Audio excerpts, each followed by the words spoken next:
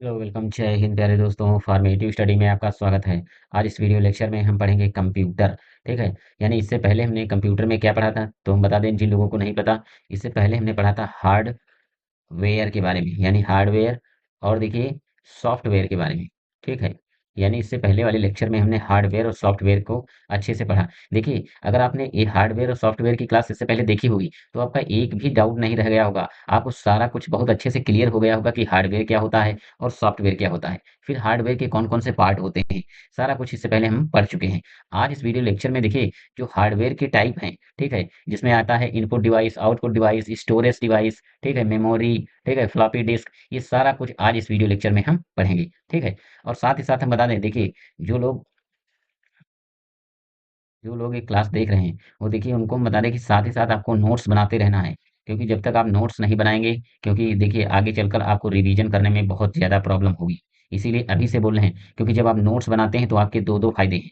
एक तो आपका देखिए सिलेबस साथ ही साथ आप लिखते जाते हैं, और जब आप लिखते हैं तो आपको याद भी होता जाता है, क्योंकि जो चीज़ें आप लिख लिख कर याद करते हैं वो जल्दी याद होती हैं। लेकिन अगर आप सोचें कि ऐसे ही बस देख लें और छोड़ दें तो क्या होगा कि कुछ दिन बाद ये आप भूल जाएँगे, ठीक है? अगर लिखा रखा है तो आप इसको दोबारा भी देख सकते हैं, और जैसे ही आप लिखेंगे तो एक बार वैसे ही आधी चीज़ याद हो जाती है। तो देखिए जो आज वाली क्लास है ये बहुत ही इम्पोर्टेंट है, अगर देखा जाए तो मोस्ट इम्पोर्टेंट है। क्योंकि इस लेक्चर से आपके लगभग 4-5 क्वेश्चन, यानी 4-5 नंबर का क्लियर हो जाएगा। क्योंकि इससे बहुत ज़्यादा देखिए देखा जाए तो हर बार क्वेश्चन पूछे जाते हैं। या तो इनपुट डिवाइस पूछेगा, या इनपुट डिवाइस के देखिए उदाहरण दे देगा और कहेगा कि बताइए कौन से आउटपुट है या इनपुट है। ठीक है? यानी इसमें से आप ये लेक्चर अगर आपने पूरा कंप्लीट कर लिया तो यानी 5 नंबर आपके क्लियर हो जाएँगे। ठीक है? तो देखिए क्लास को थोड़ा-सा भी स्किप नहीं करना है, पूरी क्लास को देखना है और साथ ही साथ नोट्स बनाते रहना है। और देखिए हमारा मेन उद्देश्य है कि आपको सबसे बेस्ट क्लासेस दी जाएँ, यानी सबसे अच्छी क्लासेस दी जाएँ, और जितना भी कॉन्सेप्ट हम बताएँ वो काफ़ी सरल भाषा का प्रयोग हुआ हो, जिससे कि आपको याद करने में काफ़ी आसानी होगी। और जितना भी हम देखिए बताते हैं, जितना भी हम लैंग्वेज में लिख कर लाते हैं, वो सारा काफ़ी सरल भाषा का प्रयोग करते हैं, जिससे कि आपको एक ही बार में याद हो जाएगा और समझने में तो कोई दिक्कत ही नहीं होगी। और देखिए कोई भी क्लास है, चाहे आप आर्ट्स के सब्जेक्ट हैं, आपको देखिए ज़्यादा फालतू का पढ़ने की ज़रूरत नहीं है। ये नहीं कि आप बड़े-बड़े नोट्स बनाते जा रहे हैं और निबंध के जैसे क्वेश्चन लिखते जा रहे हैं, ठीक है? क्योंकि देखिए डीएलएड का सिलेबस जिस हिसाब से है, ठीक है? आपको उसी के बेस पर पढ़ना है। और देखिए ना कि फालतू की चीज़ें में जुटे हैं, क्योंकि देखिए क्वेश्चन आता है 2 नंबर का या फिर आता है 1 नंबर का। ऐसा तो है नहीं कि 5-10 नंबर का क्वेश्चन पूछा जाता है। देखिए जो 1 नंबर का क्वेश्चन है उसमें आप 1 या 2 लाइन लिख दीजिए, बस वही काफ़ी है। और जो 2 नंबर का है तो वही 4 या 5 लाइन, ठीक? इसके ऊपर लिखने की ज़रूरत नहीं है। तो आप लोग देखिए अभी फर्स्ट सेमेस्टर में हैं, आप लोगों को पता नहीं, इसीलिए हम खुद अपना अनुभव बता रहे हैं। क्योंकि अगर आपसे जो चीज़ ज़रूरत भी नहीं है, जैसे हमें आपको ज़रूरत है, जैसे आपको खाना एक, जैसे आप 2 रोटी खाते हैं, तो ज़रूरत आपको है 2 रोटी की। अगर हम आपको खिला दें 10 रोटी, तो क्या आप हज़म कर पाएँगे?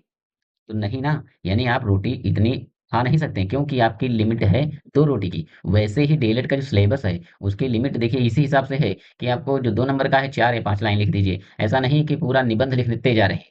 और इसीलिए और हम जो पढ़ा भी रहे हैं बिल्कुल देखिए लिमिटेड पढ़ा रहे हैं, और जो चीज़ ज़रूरी है यानी जो आपके सिलेबस में है, उसी के आधार पर। ना कि देखिए निबंध के जैसा बहुत बड़ा-बड़ा प्रश्न लिखवा दें, बड़े-बड़े प्रश्न, और जिससे कि इतना बड़े उत्तर हों जो आपको याद करने में भी काफ़ी प्रॉब्लम होगी, और आगे चलकर जो ज़रूरत भी नहीं है।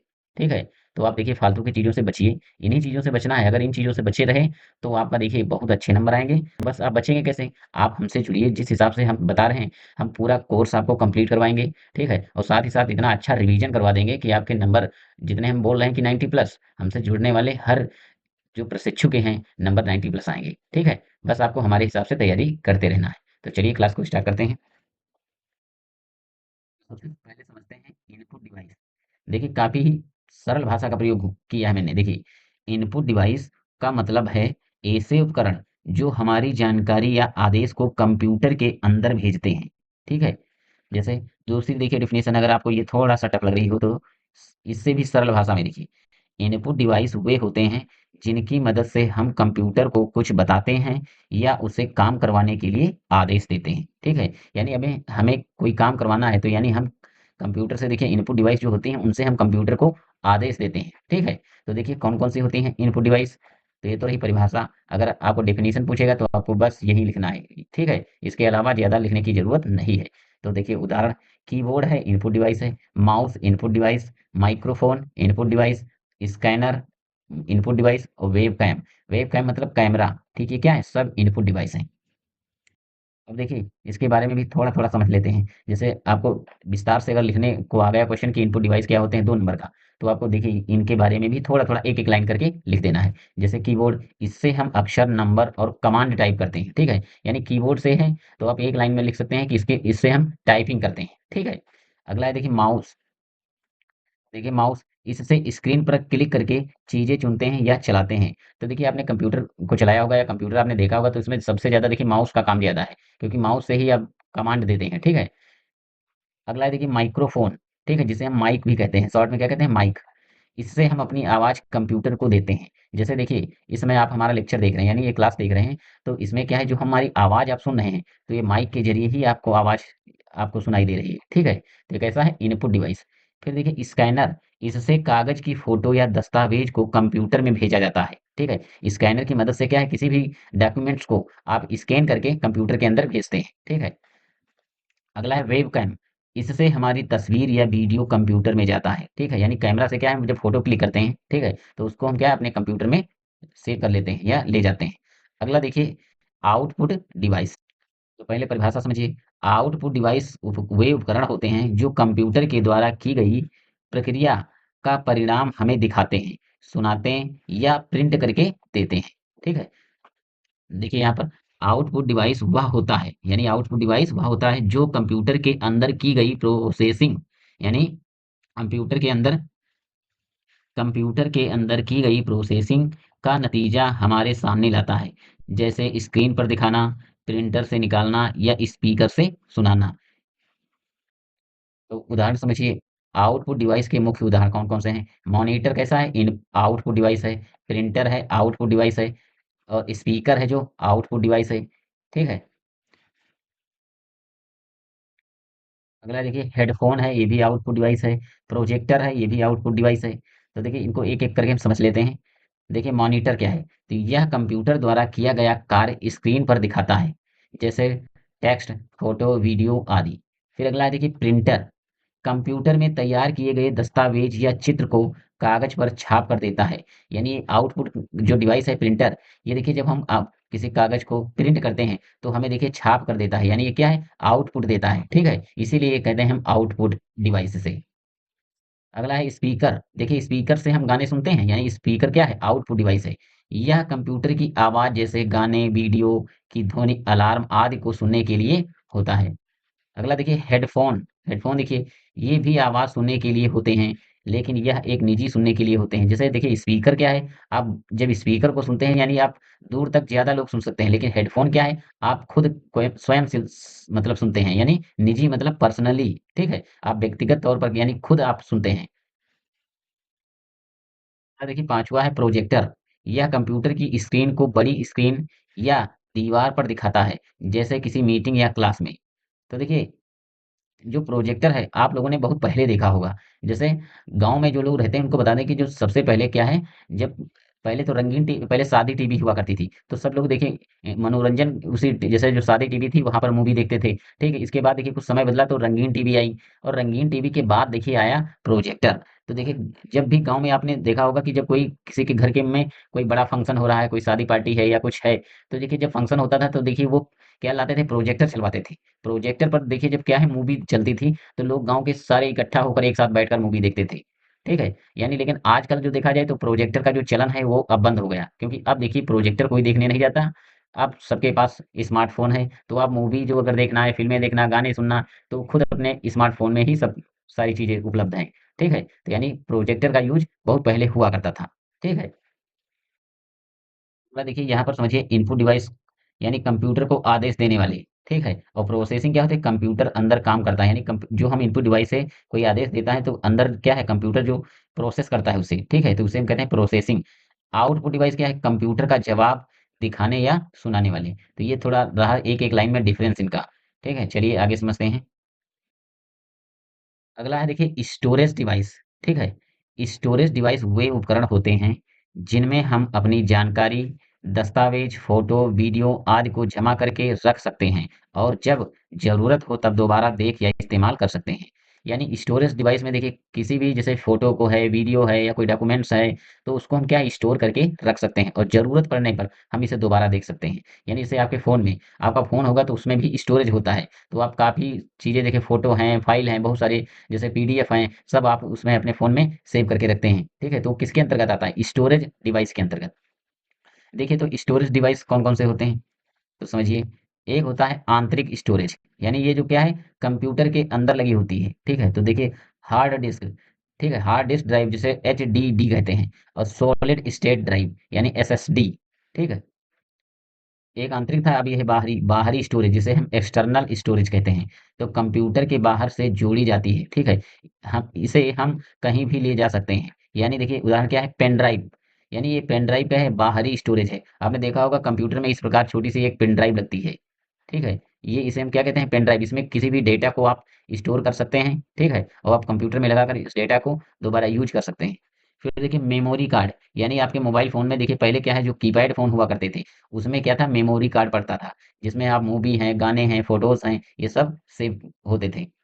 फिर देखिए एक्सटर्नल हार्ड डिस्क, यानी जो एक्सटर्नल हार्ड डिस्क है क्या है सीडी है, डीवीडी है, ठीक है? अगला है देखिए स्टोरेज डिवाइस के उपयोग क्या है? तो अपनी फाइलों और डॉक्यूमेंट सेव करने के लिए, ठीक है? फ़ोटो और वीडियो रखने के लिए, सॉफ्टवेयर और गेम्स स्टोर करने के लिए, ठीक है? ये सब क्या है स्टोरेज डिवाइस के उपयोग हैं। डेटा को बैकअप में सुरक्षित रखने के लिए, ठीक है? तो अगला देखिए मेमोरी कार्ड, ठीक है? डिजिटल कैमरा और स्मार्टफ़ोन जैसे उपकरणों में डेटा स्टोर करने के लिए उपयोग किया जाता है। यानी मेमोरी का उपयोग कहाँ किया जाता है? डिजिटल कैमरा में, स्मार्टफ़ोन में, ठीक है? डेटा को स्टोर करने के लिए। अगला है देखिए ऑप्टिकल डिस्क, ठीक जिसे हम कहते हैं सीडी है, डीवीडी है या ब्लू-रे है, ठीक है? यानी ऑप्टिकल डिस्क ड्राइव का उपयोग करके पढ़े जा सकने वाले डेटा को स्टोर करने के लिए उपयोग किया जाता है। अब देखिए मेमोरी यानी कंप्यूटर मेमोरी क्या है? तो इसको समझिए। मेमोरी कंप्यूटर का वह हिस्सा होती है जो डाटा और निर्देशों को स्टोर करती है, प्रोसेसिंग के लिए सीपीयू को देती है और ज़रूरत पड़ने पर फिर से उपलब्ध कराती है, ठीक है? तो यानी मेमोरी क्या है? तो देखिए डेटा को स्टोर करती है, ठीक है? तो देखिए यह 2 प्रकार की होती है, एक होता है प्राथमिक मेमोरी जिसे हम कहते हैं प्राइमरी मेमोरी और दूसरी है सेकेंडरी मेमोरी। तो देखिए प्राथमिक मेमोरी 2 टाइप की होती है, एक होती है रैम और एक होती है रोम, ठीक है? इसके बारे में हम समझते हैं। तो चलिए देखिए पहली है प्राथमिक मेमोरी, यानी यह मेमोरी कंप्यूटर का सीधा हिस्सा होती है जिसमें डेटा तुरंत प्रोसेस होता है या तेज होती है लेकिन सीमित होती है। यानी ये देखिए यहाँ क्या लिखा है कि कंप्यूटर का सीधा हिस्सा होता है, यानी ये जो मेमोरी होती है कंप्यूटर के अंदर पाई जाती है, ठीक है? तो देखिए इसका पहला पार्ट है ए पार्ट है रैम जिसे हम कहते हैं रैंडम एक्सेस मेमोरी, ठीक है? यह क्या है अस्थायी मेमोरी है। जब कंप्यूटर बंद होता है तो डेटा मिट जाता है। देखिए जो आपका मोबाइल फ़ोन है या लैपटॉप है, जब आप चलाते हैं, ठीक है? तो जो भी वहाँ पर आप कोई कार्य कर रहे होते हैं, तो जो आप जिस पर जैसे आप कोई भी जानकारी या गूगल पर आप कोई जानकारी देख रहे हैं, तो वो जो फ़ोन चल रहा है, तो वो रैम पर चल रहा है। अगर आपका देखिए बैटरी डिस्चार्ज हो जाए, फ़ोन स्विच ऑफ हो जाए, तो जो आप सब देख रहे होते हैं, वो सारा कुछ गायब हो जाता है। यानी ये क्या है अस्थायी मेमोरी है, ठीक है? कंप्यूटर की चाल इसी पर निर्भर करती है, यानी जो कंप्यूटर आपका है या जो स्मार्टफ़ोन है, जो स्पीड है इसकी, यानी कि जो क्वालिटी है इसकी अच्छी, तो रैम पर ही है। अगर जितना अच्छा रैम होगा, उतना ही अच्छा आपका फ़ोन होगा या लैपटॉप होगा। इसीलिए जब आप फ़ोन खरीदने जाते हैं, तो आप देखते हैं रैम और रोम कि रैम कितना है। अगर 8 है या 128 है, आप आजकल ऐसे कोई फ़ोन आप खरीदने जाएँ, तो 8 128 या 16 128 इसी प्रकार रैम और रोम चलती है, ठीक है? तो सबसे ज़्यादा देखिए रोल किसका होता है? रैम का। कि रैम कितनी है क्योंकि जितना जो फ़ोन चल रहा है आपका या लैपटॉप चल रहा है तो रैम पर ही चल रहा है। जितना अच्छा रैम होगा उतनी ही अच्छी जो अपने आपके लैपटॉप या फ़ोन की क्वालिटी होगी। देखिए उदाहरण कंप्यूटर चलाते समय जो प्रोग्राम खुलते हैं यानी जो प्रोग्राम खुलते हैं वे रैम में रहते हैं, ठीक है? अब अगला देखिए बी पार्ट है इसका रोम, इसे फुल फॉर्म इसका क्या है रीड ओनली मेमोरी, यानी यह स्थायी मेमोरी होती है, ठीक है? कंप्यूटर बंद होने पर भी डेटा नहीं मिटता, यानी आप चाहें लैपटॉप आपका स्विच ऑफ हो जाए या आपका मोबाइल फ़ोन स्विच ऑफ हो जाए, लेकिन इसके अंदर जो भी डेटा सेव है वो डिलीट नहीं होगा, ठीक है? क्योंकि ये स्टोरेज में सेव हो जाता है। जैसे इसमें कंप्यूटर के स्टार्ट होने की जानकारी होती है, ठीक है? इसे हम बदल नहीं सकते, सिर्फ़ पढ़ सकते हैं। यानी इसको हम चाहें तो चेंज नहीं कर सकते, लेकिन इसको पढ़ सकते हैं। चलिए समझते हैं सेकेंडरी मेमोरी क्या है। देखिए सेकेंडरी मेमोरी कंप्यूटर की वह मेमोरी होती है जिसमें डेटा को स्थायी रूप से सेव किया जाता है। यह प्राइमरी मेमोरी की तरह वोलाटाइल वोलेटाइल नहीं होती। क्या है? वोलेटाइल नहीं होती। यानी कंप्यूटर बंद होने पर भी डेटा इसमें सुरक्षित रहता है। ठीक है? यानी सेकेंडरी मेमोरी क्या होती है? अगर कंप्यूटर को आप बंद कर दें तो जो भी डेटा उसके अंदर है वो सुरक्षित रहेगा, डिलीट नहीं होगा। यानी अगला देखिए सेकेंडरी मेमोरी की मुख्य विशेषताएं क्या है। तो चलिए समझते हैं। यहाँ से क्वेश्चन पूछा जाता है। तो देखिए स्थायी स्टोरेज होता है इसका। स्थायी मतलब जो स्थिर रह सके यानी डिलीट ना हो। डेटा को लंबे समय तक स्टोर करके रखा जा सकता है। तो एक विशेषता तो ये हुई। देखिए धीमी गति रैम की तुलना में इसकी स्पीड कम होती है। ठीक है? सस्ती, यह प्राइमरी मेमोरी से सस्ती होती है।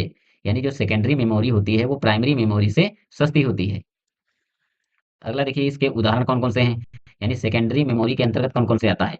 तो देखिए एक है हार्ड डिस्क ड्राइव या हार्ड डिस्क ड्राइवर भी लिखा आता है एचडीडी। फिर है सॉलिड स्टेट ड्राइव एसएसडी।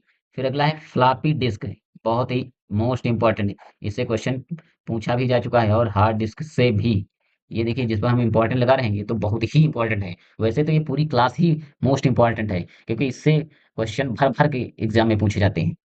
अगला है देखिए सीडी या डीवीडी। फिर है देखिए यूएसबी पेन ड्राइव और मेमोरी कार्ड। ये सब क्या है? सेकेंडरी मेमोरी के पार्ट हैं। तो चलिए इनको समझते हैं। देखिए सेकेंडरी मेमोरी कंप्यूटर की जरूरी हिस्सा है, यानी कंप्यूटर का है जो है जरूरी हिस्सा है, क्योंकि यह डेटा को स्थायी रूप से स्टोर करती है। ठीक है? यानी पहला देखिए है हार्ड डिस्क ड्राइव। यह कंप्यूटर का मुख्य स्टोरेज होता है जहां ऑपरेटिंग सिस्टम, सॉफ्टवेयर और आपकी सभी फाइलें सेव रहती हैं। इसमें घूमने वाली डिस्क होती है जिस पर डेटा लिखा और पढ़ा जाता है। ठीक है? उदाहरण लैपटॉप या डेस्कटॉप में मौजूद 1 टीबी की हार्ड ड्राइव होती है। 1 टीबी मतलब टेराबाइट की। ठीक है? अगला है देखिए एसएसडी, यानी यह एचडीडी से तेज और टिकाऊ स्टोरेज है। इसमें कोई घूमने वाला पार्ट नहीं होता है, इसलिए यह कम समय में डेटा एक्सेस करता है। ठीक है? उदाहरण नए लैपटॉप और मोबाइल फोन में लगा हुआ एसएसडी, जैसे 512 जीबी एसएसडी। ठीक है? यानी आप लैपटॉप खरीदने जाते हैं तो जैसे लिखा होता है कि 8 512, तो ये देखिए रैम होता है और जो ये रोम होता है इसे ही हम कहते हैं एसएसडी, यानी 512 एसएसडी कार्ड। ठीक है? ये स्टोरेज डिवाइस है, यानी जो है ये स्टोरेज का कार्य करता है। अगला है देखिए तीसरा फ्लॉपी डिस्क, मोस्ट इंपॉर्टेंट, यहाँ से भी प्रश्न पूछा जा चुका है। ठीक है? यह पुराना स्टोरेज डिवाइस है जिसका उपयोग 1990 के दशक में डेटा ट्रांसफर और सेव करने के लिए होता था। यानी जो फ्लॉपी डिस्क है बहुत ही ओल्ड है। ये जैसे बहुत ही 1990 के दशक में इसका उपयोग होता था। आजकल अगर देखा जाए तो इसका उपयोग अब नहीं होता है। इसकी स्टोरेज क्षमता बहुत कम होती थी, जैसे 1.44 एमबी, यानी इसका स्टोरेज क्षमता बहुत कम है। ठीक है? यह तकनीकी अप्रचलित हो चुकी है, यानी अब इसका अगर देखा जाए यूज तो अब बंद हो चुका है। ठीक है? फ्लॉपी डिस्क आजकल यूज नहीं होती। फिर अगला है देखिए सीडी या डीवीडी। तो देखिए सीडी और डीवीडी क्या है? यह एक ऑप्टिकल डिस्क होती है जिसमें लेजर की मदद से डेटा सेव किया जाता है। सीडी में आमतौर पर 700 एमबी, डीवीडी में 4.7 जीबी तक डेटा स्टोर किया जा सकता है। ठीक है? जो सीडी होती है, देखिए आपने बहुत पहले देखा होगा जो सीडी ऐसे गोल डिस्क होती है इस प्रकार। ठीक? इसके अंदर जो डेटा है कितना सेव किया जा सकता है? 700 एमबी तक। 700 एमबी तक। लेकिन अगर डीवीडी है तो देखिए जब डीवीडी जो कैसेट आता था तो उसमें 4-5 फ़िल्में होती थी। यानी उसमें 4.7 जीबी तक डाटा सेव किया जा सकता है, यानी स्टोर किया जा सकता है। उदाहरण देखिए म्यूज़िक सीडी, मूवी डीवीडी या सॉफ्टवेयर इंस्टॉलेशन डिस्क। ठीक है? अगला है यूएसबी पेन ड्राइव। ठीक है? तो देखिए यह एक पोर्टेबल स्टोरेज डिवाइस है जिसे आप आसानी से एक कंप्यूटर से दूसरे में डेटा ट्रांसफर के लिए इस्तेमाल कर सकते हैं। यह क्या है? पोर्टेबल स्टोरेज डिवाइस है जिसे आप एक कंप्यूटर से दूसरे कंप्यूटर में डेटा को ट्रांसफर कर सकते हैं। उदाहरण 16 जीबी या 64 जीबी की पेन ड्राइव जिसे आप यूएसबी पोर्ट में लगाते हैं। ठीक है? अगला है देखिए मेमोरी कार्ड। तो समझिए मेमोरी कार्ड का क्या है? तो अगला समझिए मेमोरी कार्ड। ठीक है? यह छोटा-सा कार्ड होता है जो मोबाइल फ़ोन, कैमरा या टैबलेट में इस्तेमाल होता है। उदाहरण मोबाइल मोबाइल का माइक्रो एसडी कार्ड जैसे 32 जीबी का, ठीक है, यानी जैसे 32 जीबी या 16 जीबी या 64 जीबी। तो ये क्या है, देखिए मेमोरी कार्ड है। देखिए अगला है, लास्ट है क्लाउड स्टोरेज। यह इंटरनेट पर आधारित स्टोरेज है, ठीक है, जहां आप ऑनलाइन अपने डेटा को सेव करते हैं और कहीं से भी एक्सेस कर सकते हैं। ये जो क्लाउड स्टोरेज होता है, आपने मोबाइल फोन में देखा होगा क्लाउड, ठीक है, इसमें देखिए ये क्या है, इंटरनेट पर आधारित स्टोरेज है। आप ऑनलाइन अपने डेटा को सेव करते हैं, कहीं से भी इसे एक्सेस कर सकते हैं, यानी कहीं से भी आप देख सकते हैं। तो उदाहरण है गूगल ड्राइव, ड्रॉप बॉक्स, आई क्लाउड, ठीक है, ये क्या है, क्लाउड स्टोरेज है।